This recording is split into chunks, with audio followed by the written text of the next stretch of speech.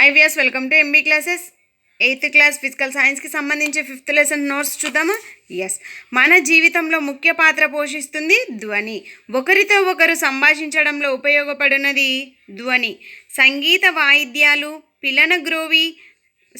వాయిద్యాలైనటువంటి పిల్లనగ్రోవి, tabla, harmonium మొదలైన పరికరాలు వివిధ రకాల ధ్వనులను ఉత్పత్తి చేస్తాయి. ఒక వస్తువు చలనము అటు ఇటు లేదా ముందుకు వెనుకకు కదులుతూ ఉంటే దానిని కంపనాలు అని అంటారు.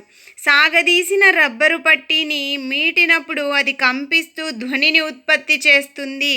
చూడండి, కంపించే వస్తువులు ధ్వనిని ఉత్పత్తి చేస్తాయి. అక్కడ కంపనం ఉంది అంటే ఎంత కొంత ధ్వని అనేది ఉంటుంది. బోలుగా ఉన్న టెంకాయ చిప్పను తీసుకొని ఏక్తారా అనే సంగీత పరికరాన్ని తయారు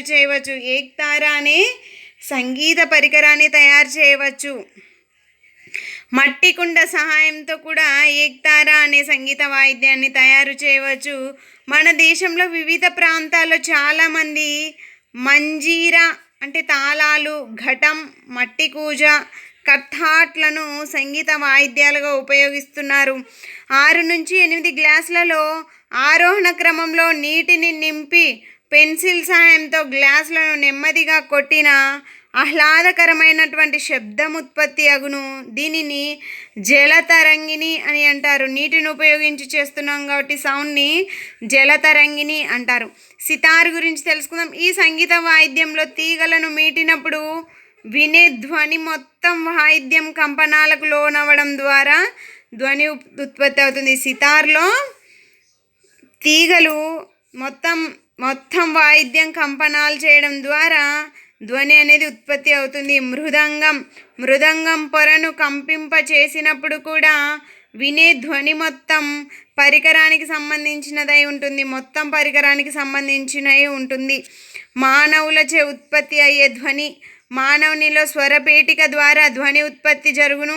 గొంతుపై కాస్త గట్టిగా లేదా ఉబ్బెత్తుగా ఉండే కదిలే భాగాన్ని స్వరపేటిక అని అంటారు. స్వరపేటికని ఆంగ్లంలో వాయిస్ బాక్స్ లేదా ద లార్ynx అని అంటారు. స్వరపేటిక స్వరనాళానికి పై చివర ఉంటుంది. స్వరపేటిక గాలి ప్రసారం కొరకు స్వరపేటికకు అడ్డుగా సాగదీయబడినటువంటి 2 స్వరతంత్రులు, ఇవే వోకల్ కార్డ్స్ అన్నమాట. స్వరతంత్రువులు సన్నని చీలికతో ఉంటాయి. ఊపిరితిత్తులు గాలిపై ఒత్తిడి కలుగజేసి ఈ సన్నని చీలికల గుండా ప్రసరింపచేసినప్పుడు స్వరతంత్రువులు కంపించి ధ్వని ఉత్పత్తి అవుతుంది. సో స్వరతంత్రువులు ఉంటేనే అక్కడ ధ్వని ఉత్పత్తి అవుతుంది మన స్వరపేటిక నందు. అలాగే స్వరతంత్రువులకు అనుసంధానించి ఉన్నటువంటి కండరాలు స్వరతంత్రువులను బిగుతుగా, వదులుగా మార్పు చేయగలుగుతాయి.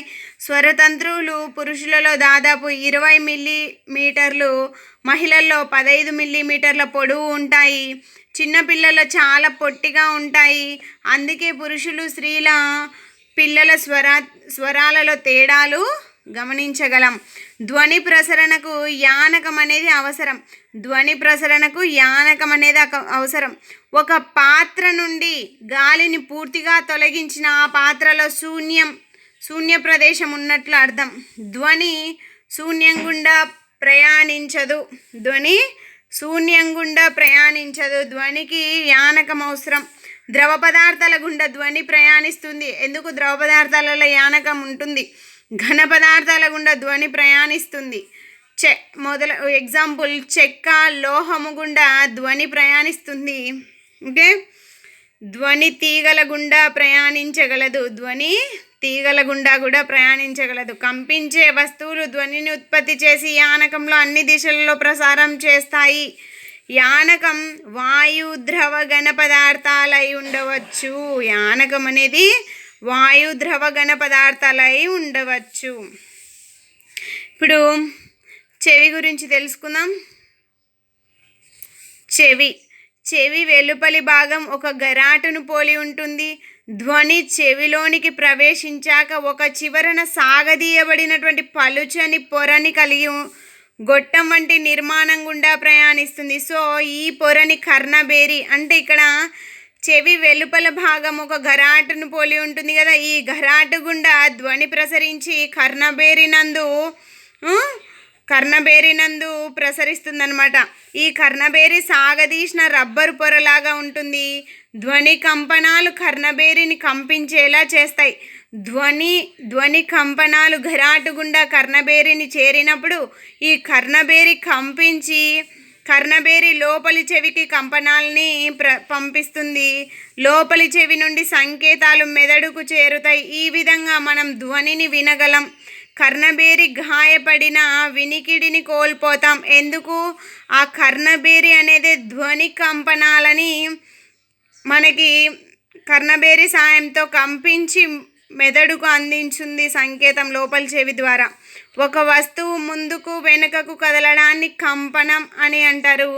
ఈ కంపన చలనాన్ని డోలన చలనము లేదా ఆవర్తన చలనం అని కూడా అంటారు. ఒక సెకండ్లో చేసే కంపనాల సంఖ్యను తరచుదనము లేదా పౌనపున్యము లేదా ఫ్రీక్వెన్సీ అని అంటారు. పౌనపున్యాన్ని హెర్ట్జ్లలో కొలుస్తారు. దీనికి సంకేతము హెచ్జెడ్. పౌనపున్యము అంటే సెకనుకు ఒక కంపనము అని అర్థం. వస్తువు సెకనులో 20 కంపనాలు చేస్తే దాని పౌనపున్యం 1/20 హెర్ట్జ్. వస్తువు సెకనులో 20 కంపనాలు చేస్తే దాని పౌనపున్యం 1/20 హెర్ట్జ్. అలా పౌనపున్యం అంటే సెకనుకు చేసే కంపనాల సంఖ్య. ధ్వని యొక్క ముఖ్య లక్షణాలు 2. అవేంటివంటే కంపన పరిమితి, పౌనపున్యం, ఆంప్లిట్యూడ్,